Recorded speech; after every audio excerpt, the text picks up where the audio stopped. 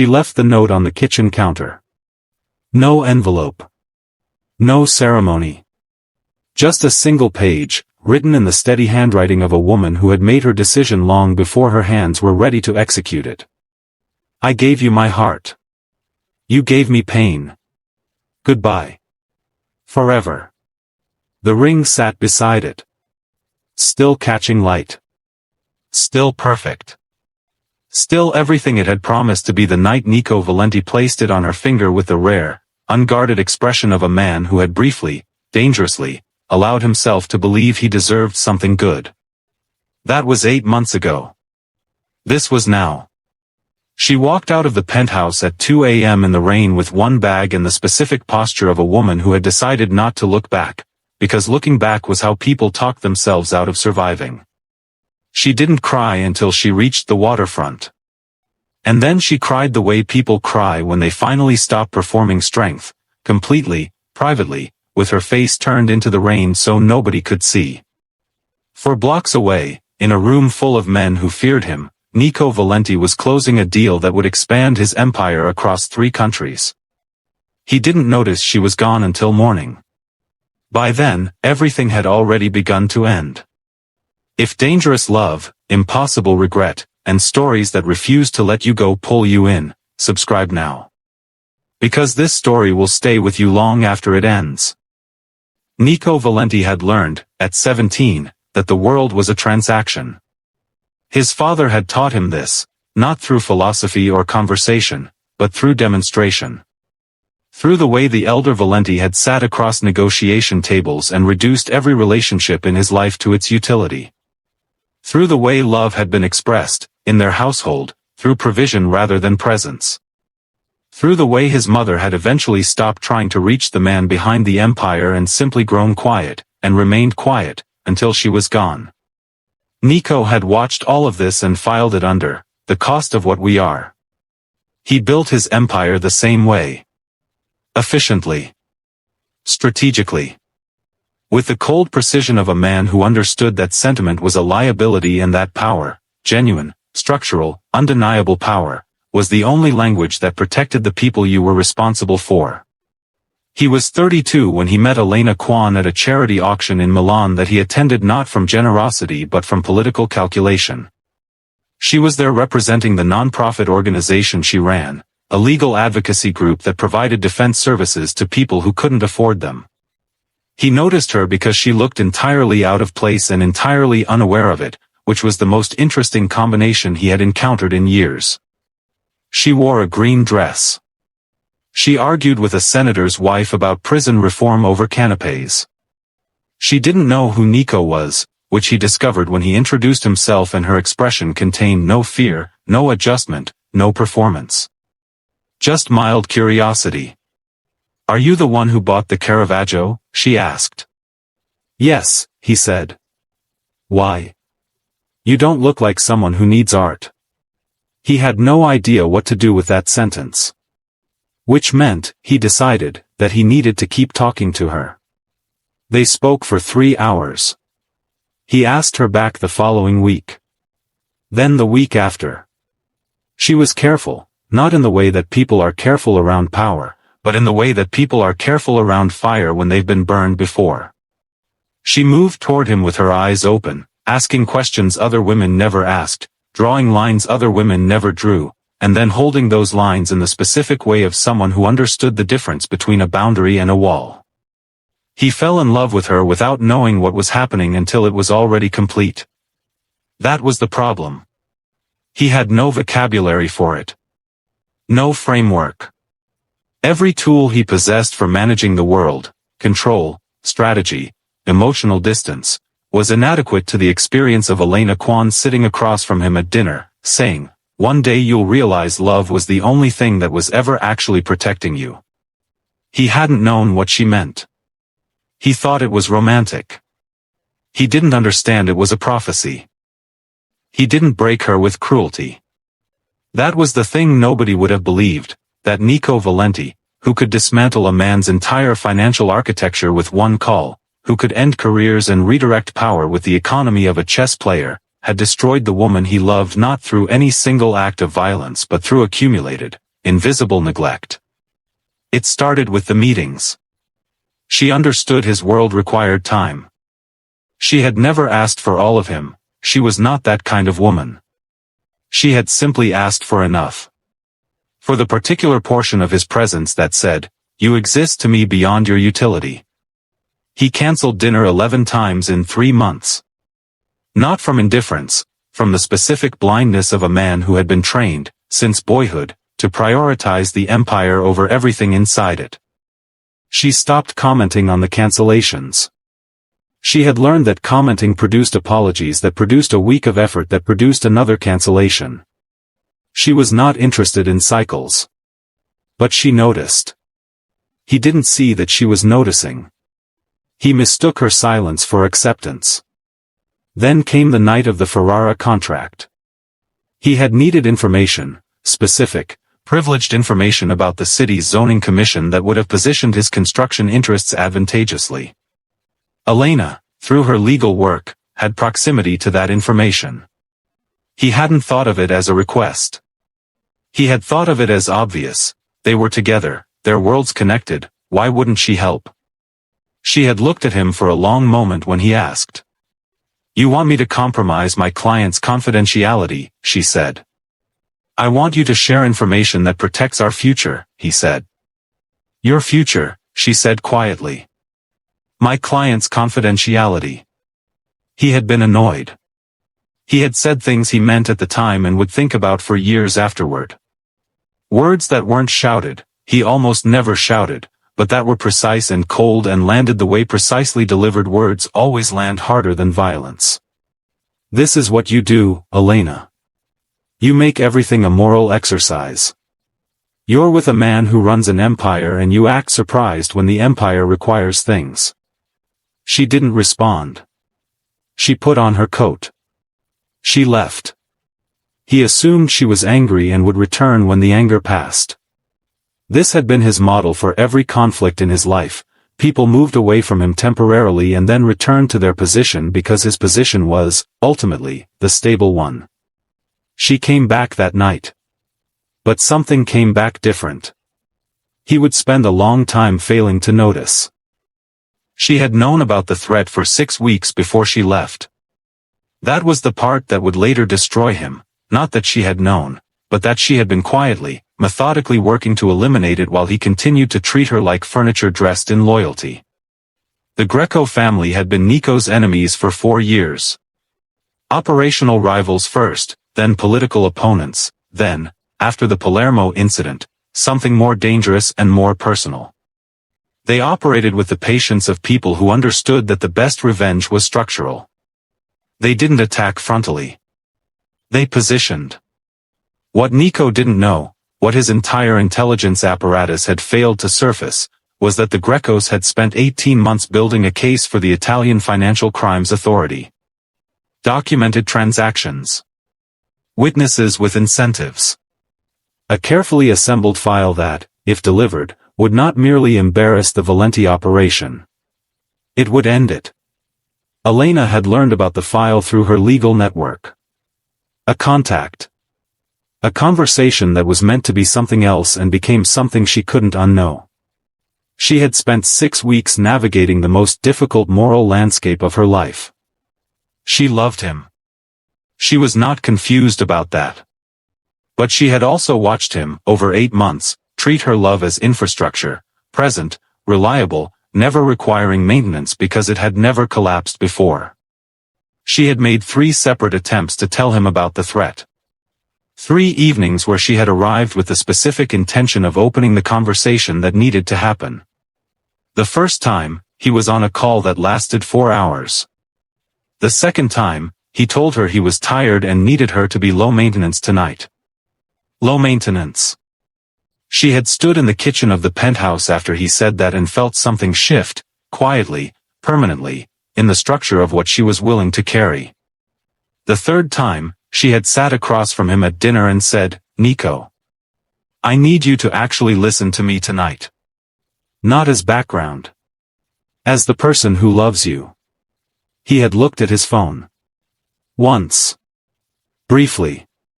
Reflexively. She had seen it. She had stood up, taken her plate to the kitchen, come back and said, "When you find out what's coming, and you will, remember that I tried 3 times." He had looked up then. What does that mean?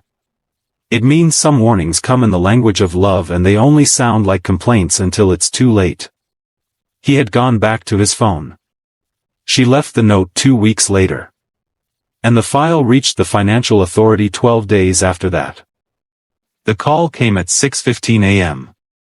Nico was already awake. He had been awake since 4, sitting in the kitchen where her note had been, with coffee he wasn't drinking and the specific restlessness of a man who had been telling himself for 2 weeks that what he felt was inconvenience and not the thing it actually was. His lawyer's voice was controlled in the way of men delivering catastrophic news to powerful people, not panicked, but precise. The Financial Crimes Authority. The file. The witnesses. The timeline. How long have they had this? Nico asked. The file was delivered 12 days ago.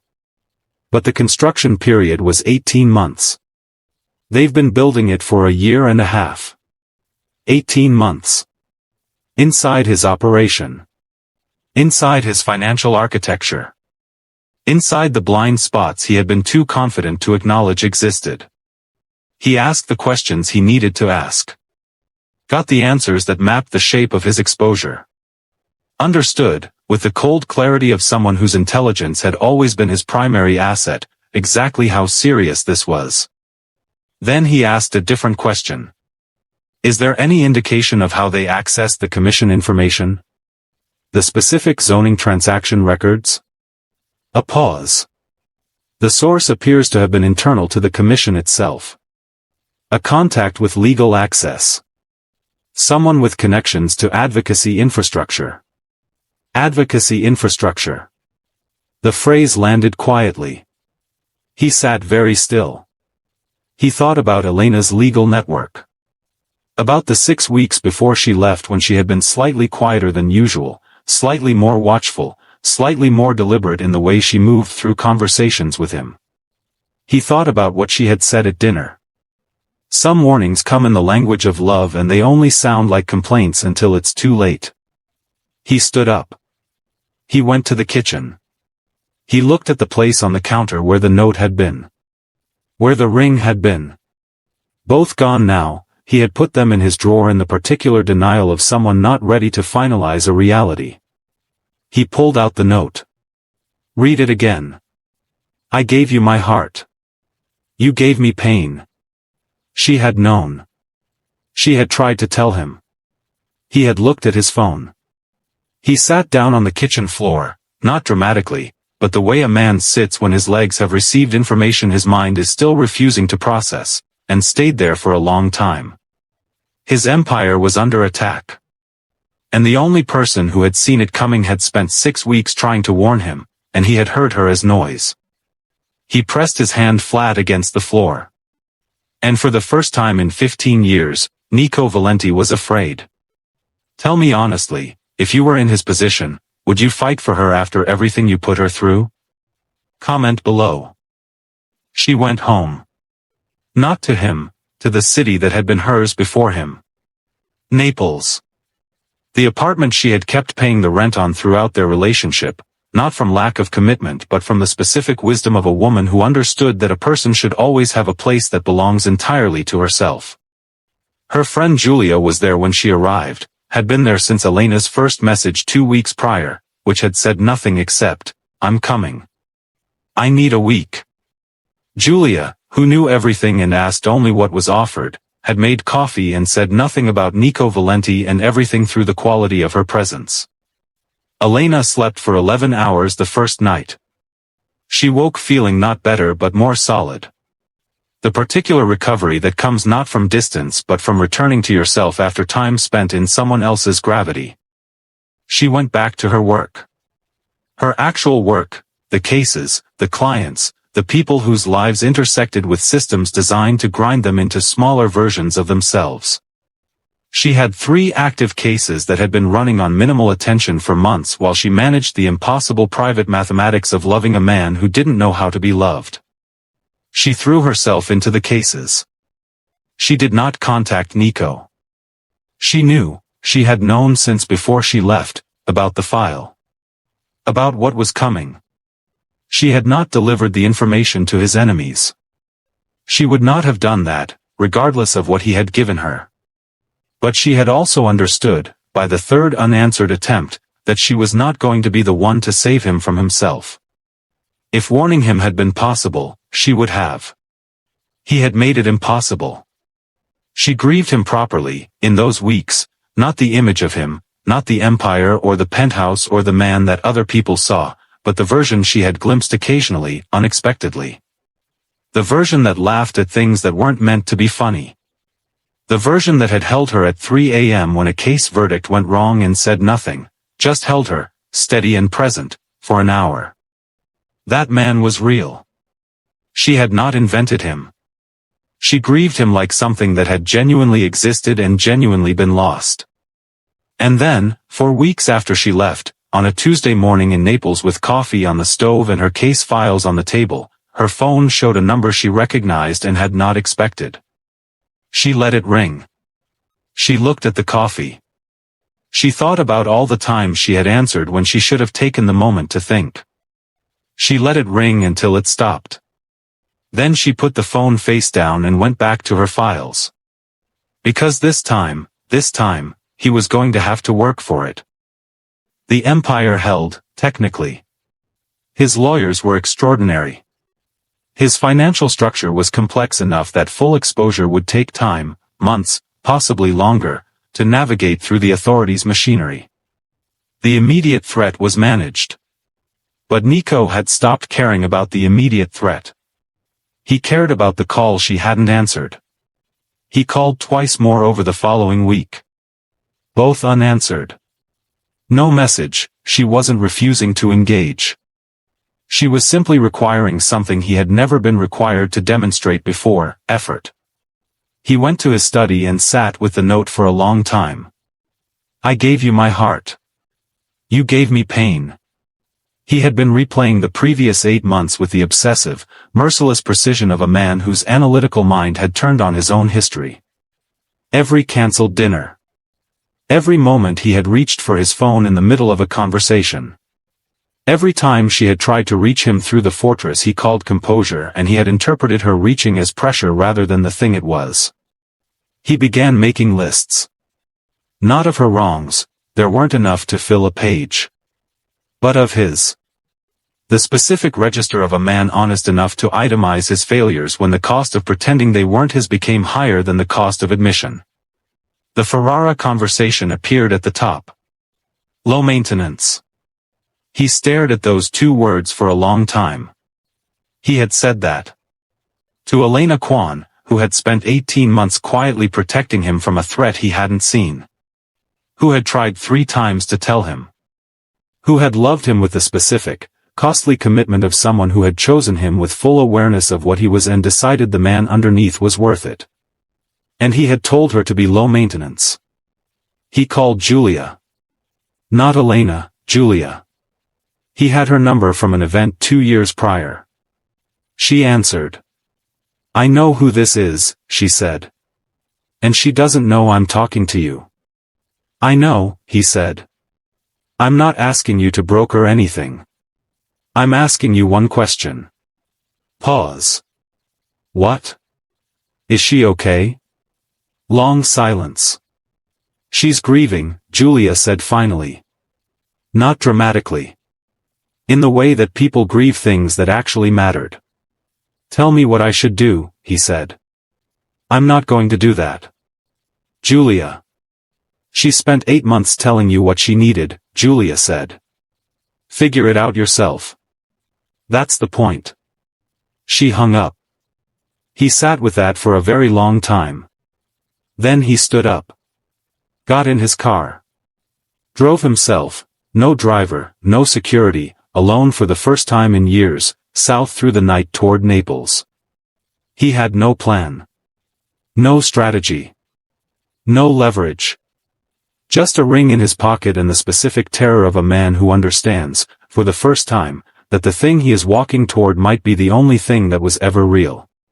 He stood outside her building at 7 a.m.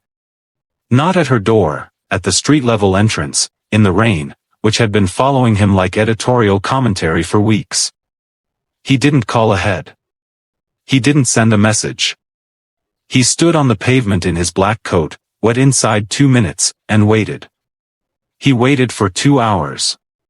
She came out at 9, coffee in one hand, case files under her arm, dressed for work with the particular composed energy of someone whose mornings had been entirely her own for weeks and who intended to keep it that way. She stopped when she saw him. She stood completely still on the building steps. He said nothing. He had rehearsed sentences during the 4-hour drive and abandoned all of them somewhere outside Rome when he understood that sentences were still a form of strategy and strategy was specifically what had failed him. She looked at him for a long moment. "How long have you been standing there?" 2 hours, he said. "In the rain?" "Yes."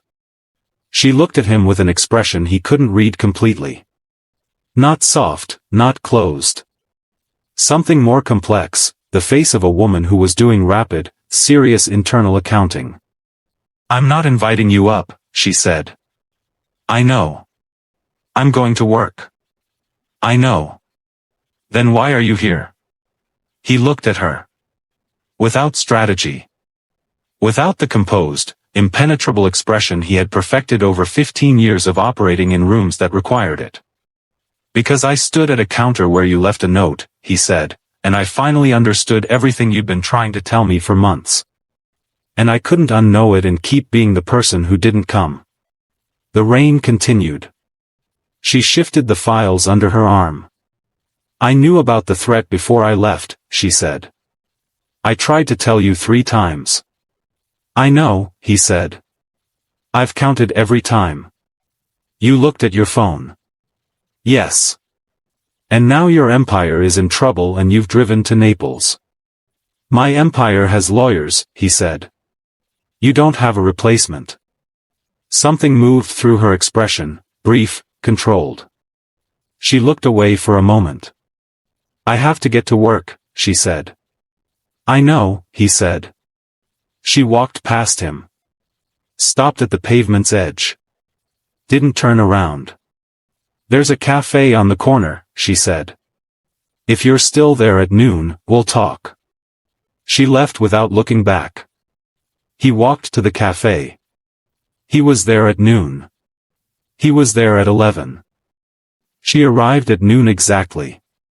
She sat across from him with her coffee and her composure and the specific quality of a woman who had thought very carefully on the walk over about what she was and was not willing to say. He waited. "I need to ask you something," she said.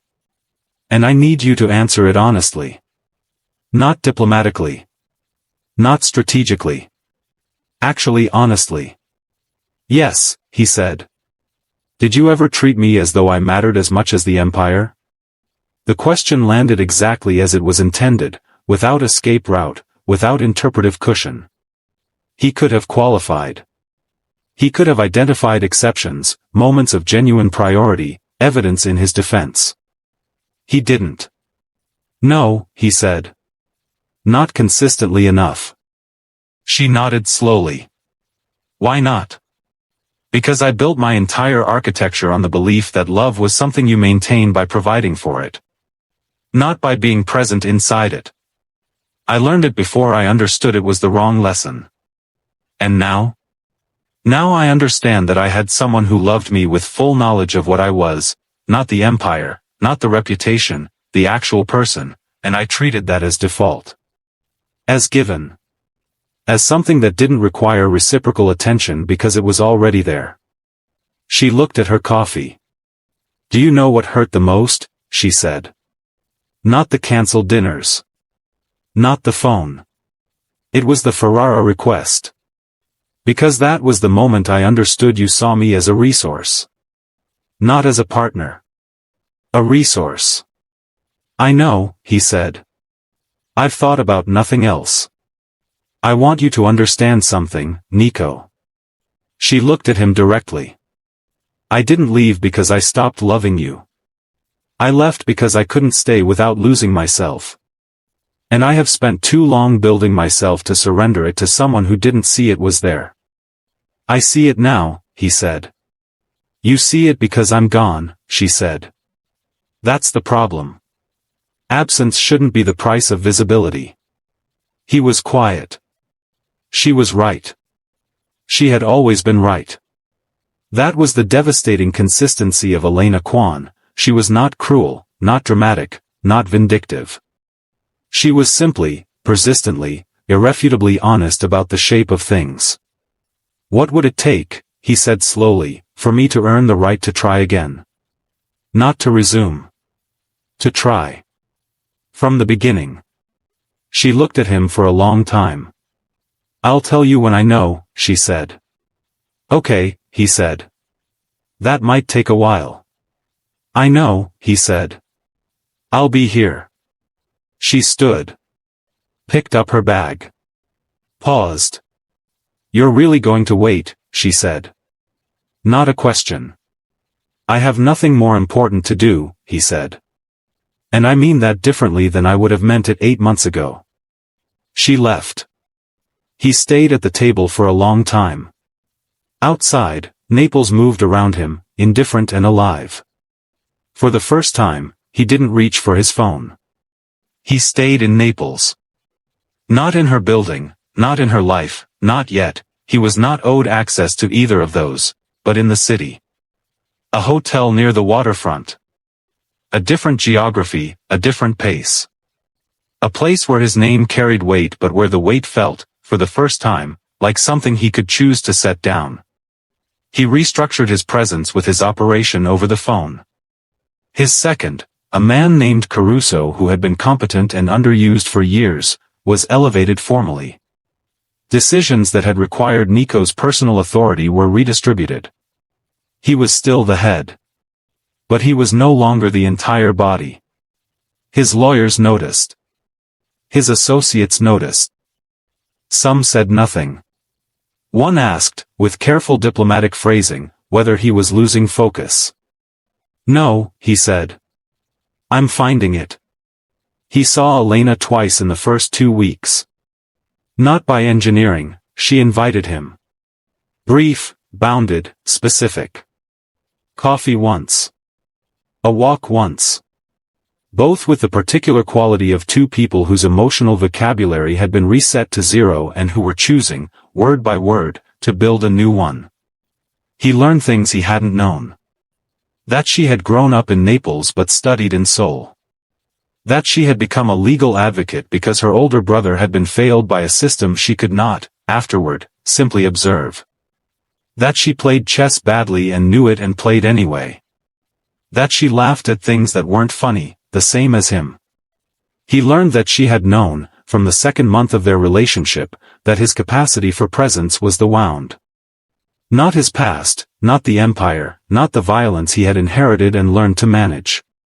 His emotional absenteeism, the specific, trained inability to remain present inside a moment that didn't require strategy. Why did you stay, he asked one afternoon, if you knew that early? She thought about it. Because, she said, the man underneath it was worth the patience. Or I believed he was. I still believe that. She paused. I just stopped being willing to pay for access to him alone. He was quiet. She deserved better, he said, not to her, almost to himself. She tilted her head. She's right here, she said. He looked at her. I know. I mean, you deserved better than what I gave you. You still do. Yes, she said simply. I want to be that. I know, she said. That's why I'm sitting here. The afternoon light fell across the cafe table. Long and golden and entirely unearned by either of them. One condition, she said. Anything. The phone stays in your pocket when we're together. She said it without anger. Just the clear, permanent language of a woman drawing a line she had learned, at great cost, was non-negotiable. Not sometimes. Always. He pulled the phone from his pocket. Set it on the table. Turned it face down. She looked at it. Then at him. Every time, he said. She nodded. And ordered them both more coffee. The Greco case collapsed in the autumn. Not because of legal maneuvering, though there was that. It collapsed because Elena, in the months before she left, had done something Nico only learned about afterward. She had quietly documented the file's construction process, traced the irregularities in how witness accounts had been obtained, and left that documentation with a former colleague at a Rome law firm with instructions to hold it until it became relevant. She had protected him. While he was looking at his phone. While he was asking her to be low maintenance. While he was failing to see her, she had been, invisibly, constructing the scaffolding that would eventually prevent his empire's destruction. His lawyer told him in October. Dispassionately. Professionally. The way lawyers deliver information that has financial significance without understanding that it has any other kind. Nico sat in the Naples hotel room and read the documentation. He recognized the methodology. The careful sourcing. The legal precision threaded through every line. He had watched her apply exactly this kind of mind to her own cases across 8 months, this specific combination of intelligence and compassion and moral architecture that made her work both effective and just. She had used that mind for him. While he was treating her as background. He called her. She answered. You know, he said. Yes, she said. I knew it would come out eventually. You protected me for months before you left. I loved you for months before I left, she said. They're not different things. The silence that followed was the kind that cannot be filled with words, only felt. The specific weight of two people standing on the same side of a distance they had almost made permanent. Elena, he said. Yes. I have something to ask you. Not as a negotiation. Not as a transaction. Not as a man who has calculated the value of what I'm asking for. Then how? As a man who looked at his phone in the middle of a dinner with the most important person in his life and will spend the rest of his life choosing differently, if you'll allow me to. The line was quiet for a long moment. Come over, she said. I'm making dinner. I'll bring wine. Just come, she said. That's enough. He was there in 11 minutes. She opened the door before he knocked, had heard his footsteps on the stairs, or had been waiting, or both, and looked at him in the hallway with the expression he had first seen at an auction in Milan and had spent the subsequent years failing to fully deserve. He stood in the doorway. He didn't reach for her. Didn't fill the space with words. He simply looked at her, fully, openly, without the architecture of control, and let her see exactly what he was. She stepped back to let him in. The phone, she said. He pulled it from his pocket without looking at it. Set it on the shelf by the door. Walked past it. And didn't look back. Power without love is simply administration. Nico Valenti had built something extraordinary, an empire that bent cities around its weight, that moved men and money and political capital across borders with the efficiency of infrastructure. He had constructed it with discipline and intelligence and the specific sacrifice of everything that couldn't withstand the temperature of that kind of ambition. He had not understood what he was sacrificing. Until he stood in a kitchen at 2 a.m. holding a note that cost him nothing to prevent and everything to receive. I gave you my heart. You gave me pain. Goodbye. Forever. Elena Kwon was not his salvation because she was exceptional. She was not his salvation because she was patient, or because she had protected him while he ignored her, or because her love was the kind that endured past its reasonable limit. She was his salvation because she had looked at the man underneath the empire, the one who laughed at things that weren't funny, the one who had learned at 17 to confuse provision with presence, the one who was capable of being loved and terrified of requiring it, and she had chosen him. On purpose. With full information. And then she had left when staying required her to become less than what she was. Not out of weakness. Out of dignity. Out of the kind of self-respect that is, in the end, the most loving thing a person can model for someone who has forgotten their own worth. He almost lost her to his own blindness. He almost let the only real thing in his life walk out the door because he mistook its silence for permanence. He did not make that mistake again. Some people need to lose the light before they understand what it was illuminating. Some people find it still on when they return. And some love stories don't begin with the perfect moment. They begin with a phone placed face down on a shelf, and the long, earned, extraordinary work of staying present. If this story broke you open, rebuilt you slightly, or made you think about someone you've been taking for granted, subscribe. Because some love stories aren't soft. They're the kind that teach you what you were worth before you understood it. And share this with someone who needs to hear it.